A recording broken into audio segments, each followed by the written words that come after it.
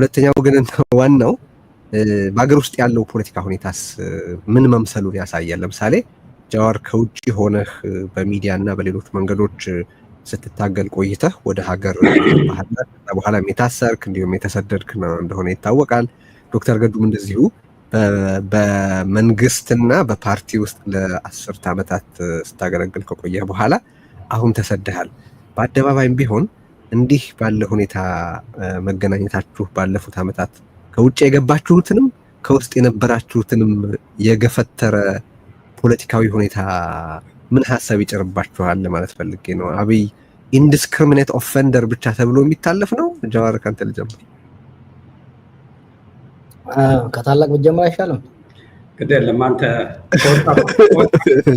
ከወጣቶቹ እሺ ከፈቀድክልኝ። ይህን ወጣትነት ሁልጊዜ እንድናነሳለት እየፈለገ ስለሆነ እሱ ስለዚህ ለሽበቷ ካሳ መሆኑን ለማንኛውም በመጀመሪያ በግዱ ይሄ ለውጥ እንዲመጣ በኢህአዴግ ውስጥ ከፍተኛ ስራ ከሰሩት ሰዎች ውስጥ ነው እና መጀመሪያ አካባቢ ባላንጣ ብንሆንም ወደ መጨረሻ አካባቢ በየትግል አጋሮችም ነበር። ከዛ በኋላ ሀገር ቤት ከገባው በኋላም እዛ ባበር ጋብዞኝ ሰፊ ውይይቶች እነዛ ውይይቶች ፍሬ ቢያፈሩ ኖሮ ዛሬ ሀገራችን የገባችበት ችግር ውስጥ ማትገባ ነበረች። ትዝ ይለኛል እዛ ሄደን ከተዘዝ ጋር ነበረ ሰፊ ውይይት ንጉሱ ጥላሁን ነበረ ሰፊ ውይይት አድርገን የዛን ውይይት ሪፖርት ለናብይ አቅርቤ ነበር ስመለስ። እነዛ አይነት ውይይቶች ቢቀጥሉ ኖሮ እዚህ ችግር ውስጥ አንገባም ነበር። እንትን ለጠየቀው እንግዲህ ከውጭ ስንታገል የነበር ነው፣ ከውስጥም ስንታገል የነበር ነው። ከፍተኛ ተስፋ ነበረን። ይህ ለውጥ ሀገራችንን ወደ ፍትሃዊ እኩልነት ያለበት ዲሞክራሲያዊ ስርዓት መከባበር ያለበት የተረጋጋ ሰላምና ልማት የሚኖርበት ሀገር ለማምጣት ተስፋ ነበረን። ከውስጥም ከውጭ ስንታገል የነበረው የዛ መጨናገፍ የዛ መጠለፍ እኛ እንደ ግለሰብ ብቻ ሳይሆን ሀገራችን እንደ ሀገር ያጣንበትና በጣም አሳዛኝና የሀገር ህልውና የህዝብ ህልውና አደጋ ላይ የጣለ ሁኔታ ውስጥ መኖራችን ተፋለስ ይመስለኛል። እዚህ መገናኘታችን ገዱም እንደዚሁ ላይ እንደ ሐሳብ እንድትሰጥ ነው። አሁን እንግዲህ አገር ውስጥ የሌሉት እናንተ እዚህ ስለተገኛችሁ እንደ ውክልና ያነሳሁት እንጂ በወቅቱ በፖለቲካ ውስጥ ይሳተፉ የነበሩት አቶ ለማም በአገር ቤት የሉም። በጊዜው በሌላ አንጻር ሆኖም ቢሆን በጊዜው በህይወት የነበሩት በርካታ ባለስልጣናት ከፊሎቹ በጦርነት ተገድለዋል፣ ሌሎቹ ከሀገር ተሰደዋል ወዘተና እንደዚህ ያለ የፖለቲካ ምድረ በዳ ላይ በዚህ በ7 ዓመት ውስጥ መደረሱ የሚፈጥርብህን ሐሳብ እንድታወራለን። በጣም አመሰግናለሁ ቴድሮስ። እንግዲህ አንተም እንዳነሳው ጃዋር እንዳለው ከጃዋር ጋር ያው እኔ በኢህአዴግነት እሱ በኢህአዴግ ተቃዋሚነት የተወሰነ ጊዜ አሳልፈናል። ኋላ ደግሞ ለውጥ በመጣበት ጊዜ ያለውጥ ዞሮ በኢትዮጵያ ውስጥ ትልቅ ችግር የሆነውን የዲሞክራሲ ስርዓት ግንባታውን ያደርጋል፣ ኢትዮጵያን ወደ ዲሞክራሲ ያሸጋግራል የሚል ተስፋ ነበረ። እኔ በበኩሌ ሌላውም የኢትዮጵያ ሕዝብ ኢንስፓየር የሆነበት ሁኔታ፣ ከፍተኛ ፍላጎት፣ ከፍተኛ ተስፋ ያሳደርንበት ሁኔታ ነበረ። በእውነቱ ለመናገር እንዲህ አይነት ፊት ኢህአዴግ የሚጎሉት ጉዳዮች እንደነበሩ ስላመን ነው ወደ ለውጥ የገባ ነው። ግን እንዲህ አይነት ምስቅልቅል ያለ ሁኔታ ይመጣል ገምተን ማናውቅ ነበር፣ በተለይ በመጀመሪያዎቹ አካባቢ።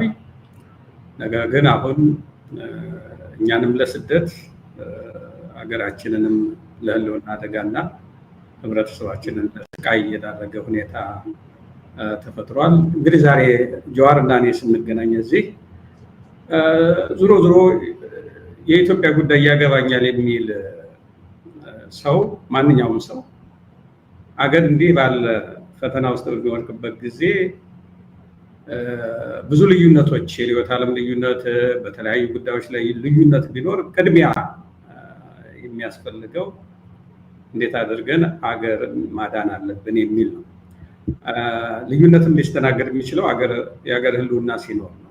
የሀገር ህልውና ከሁሉም በላይ ነው፣ ከፖለቲካ ልዩነት በላይ ነው እና ጀዋርና እኔን የሚያገናኘን ይሄ ይመስለኛል እና አንዳንድ ለሀገር እንደሚጨነቁ ግለሰቦች አስተያየት እንዳላቸው ግለሰቦች በኢትዮጵያ መድረክ ላይ ፖለቲካ መድረክ ላይ ተሳትፎ ማድረግ እንደሚፈልጉ ሰዎች መገናኘታችን ወቅቱ የግድ የሚለው ነው ብዬ ነው እኔ የማስበው። እሺ እንደው ባጭሩ ሁለታችሁ ማስተያየት ብትሰጡበት የምፈልገው አብይ ልዩ ሁኔታ ነው ወይስ የስርዓቱ ፕሮዳክት ማለት ባይ ፕሮዳክት ነው? ሪሊ ክርክር ስላለ ነው። አሁን እያረጋቸው ያላቸውን ነገሮች ማንኛውም አቨሬጅ የሆነ የፓርቲ አባል ወይ በአገሩ የነበረ አንድ እንደው ኢትስ ቢሎ አቨሬጅ ሪዝነብል ፐርሰን የሚባል ሰው የሚያረጋቸው ናቸው?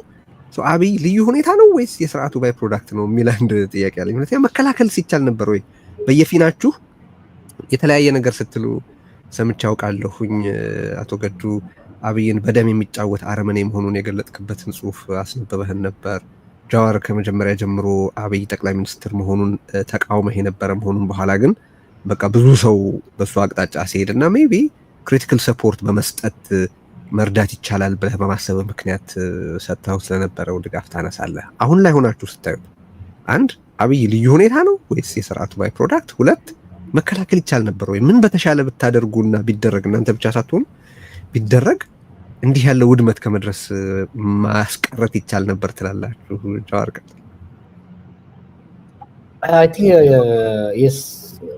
መጽሐፉ ጽፌዋለሁ አይተው እንደሆነ የኛ አሰምሽን አትሊስት ከሩብ በነበር ነው ከኢህአዴግ ውስጥ የሚመጣ ሰው በኢህአዴግ ውስጥ ተኮትኩቶ የሚወጣ ሰው ምን አይነት አመለካከት ይኖረዋል፣ ድክመቶቹና ጥንካሬዎቹ ምንድናቸው የሚል አሰምሽን ነበረን፣ ግምቶች ነበር። ኢህአዴግ የግራ ዘመን ፖለቲካ የሚያራዝም ድርጅት ነው። አብይ የቀኝ ዘመን ኒዮ ሊበራል ፖለቲካ የሚያራምድ ነው።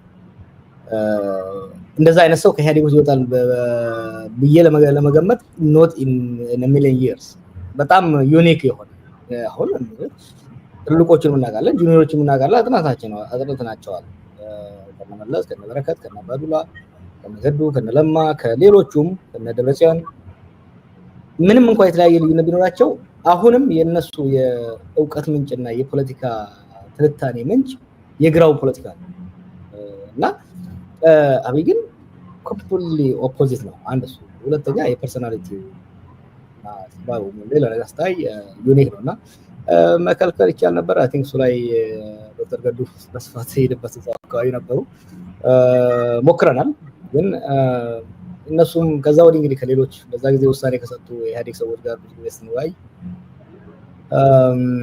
ይቻል ነበር፣ ግን ጊዜውን በጣም አጭር ነበር። ብዙ ሰዎች አሁን ትችት ሲያቀርቡ ፌር መሆን ያስፈልጋል። this whole thing transpired in less than a year እኮ 6 ወር ምናምን በሚሆን ጊዜ ውስጥ በጣም በፍጥነት ጊዜውን የተላለፈው አዲስ መሆኑ በፖለቲካ ፊልድ ላይ ለረጅም ጊዜ በግንባር ቀደምነት አለመታወቁ እድል ሰጥቶታል። የማጭበርበር ችሎታው ደግሞ በዛ ላይ ፕላስ ነበረ። እንግዲህ እዚህ ላይ በወቅቱ የነበሩት ሊጨምሩ ይችላሉ። እሺ ገዱ ቀጥል። እምልህ የአብይን ያመጣው የኢህአዴግ መዳከም የኢህአዴግ መዳከም ውጤት መሆኑ ላይ ምንም ጥርጥር የለኝም። ነገር ግን በአብይ በሚያደርገው ሁኔታና የኢህአዴግን ፖለቲካል ቫሊዩስ ወስደን በምንመለከትበት ጊዜ በእውነቱ ለመናገር ኢህአዴግ ውስጥ ለአንድ ዓመትም ለሁለት ዓመትም የቆየ ሰው በተለይ የኢህአዴግ ፕሮግራም ገብቶት ለአንድ ዓመት ለሁለት ዓመት የቆየ ሰውም አብይን መሆን አሁን የሆነውን መሆን ይሆናል ብለህ መገመት እጅግ አስቸጋሪ። ኮምፕሌትሊ ከኢህአዴግ የፖለቲካ መንፈስ በተቃርኖ ምሳሌዎችን ማንሳት ይቻላል። ኢህአዴግ ህዝብን የሚመለከትበት አለ። ከህዝብ አኳያ ለምሳሌ ኤሊቱንና የገጠሩን ህዝብ በጠቅላላ የኢትዮጵያን ህዝብ የሚመለከትበት ሁኔታ አለ። ምንም አይነት ኮምፕሮማይዝ የማያደርግባቸው መስመሮች አሉ። ከዚያ አኳያ ህዝቡ ጋር የተያያዘ ከአርሶ አደሩ ጋር የተያያዘ ህዝብን በአግባቡ ካልተያዘ ከፍተኛ ቀውስ ውስጥ እገባለሁ ብሎ በተወሰነ ደረጃ የሚፈራ እና ያለችውንም አቅሙን ገጠሩን ለመጥቀም በተለይም ሰፊውን ህዝብ ለመጥቀም ነው። ኢትዮጵያ ውስጥ መቁጠር ከእንትን ካልክ ትምህርት ቤቶቹን ብትቆጥር፣ የጤና ተቋማቱን ብትቆጥር፣ መንገዱን፣ ውሃውን፣ የዩኒቨርሲቲዎቹን፣ ሌላውን ኢንፍራስትራክቸር ብትቆጥር የነበረችውን ሁሉ ገንዘብ ለለግዠሪ ወይም ደግሞ ኢቨን ከተማ ላይ ላለ እንትን እንኳን አይደለም፣ አብዛኛውን ገንዘቡን ወደ ገጠር ነው የሚያደርገው። ያ የሚመነጨው ምንድነው? ከህዝቡ ጋር ባለው አታችመንት ነው። ፕሮግራሙ ማህበራዊ መሰረቴ ነው ብሎ የሚያስበው ህዝቡ ነው። በሌላ መልኩ እንደገና ደግሞ የህዝብን እንቅስቃሴ ኢህአዴግ የሚመለከትበት ሁኔታ ነው። በተወሰነ ደረጃ ለምሳሌ በተለይ ኋላ የኢኮኖሚ እድገት እየመጣ ከ97 ምርጫ በኋላ ሞር ጎልቶ የወጣው ዲማንዲንግ ህብረተሰብ መፍጠር አለብን የሚል ነው። ይሄ የሚያዋክባል አይደል? ይሄን ልማት አምጡ፣ ይሄንን እንትና፣ ይሄ መልካም አስተዳደር ችግር አለ ብሎ መንግስቱን ወጥሮ የሚይዝ ህብረተሰብ ያ በሚሆንበት ጊዜ እኛ እንዳንበላሽ ያደርገናል። ተቃዋሚ ፓርቲ በጣም ጠንካራ ስለሌለ ብዙ የፖሊሲ ሀሳቦች እየመጡ ክርክር እየተደረገ እንደዛ አይነት ሁኔታ ፓርቲዎች እየተቀያየሩ ስልጣን የሚይዙበት ሁኔታ ስለሌለ ዞሮ ልጓም የሚሆነው ሰፊው ህዝብ ነው የሚል አስተሳሰብ ነው። አሁን እነዚህን ሁለቱም ብቻ ወስደህ በምትመለከትበት ጊዜ አብይ የሰፊውን ህዝብ አቅም እንደ አቅም አይመለከትም። ለህብረተሰቡ በተለያየ ጊዜ የሚናገራቸው ሁኔታ ስታይ ያው ብለህ እንኳን አይደለም በኢህአዴግ ደረጃ የቆየ ሰው ማንም ፖለቲካ ውስጥ እና የፖለቲካ ስልጣን ይዤ እቆያለሁ የሚል ኃይል ለህብረተሰብ በዛ ደረጃ ዝቅ አድርጎ የሚመለከት ሁኔታ የለም። በሌላ የሪሶርስ ብክነቱን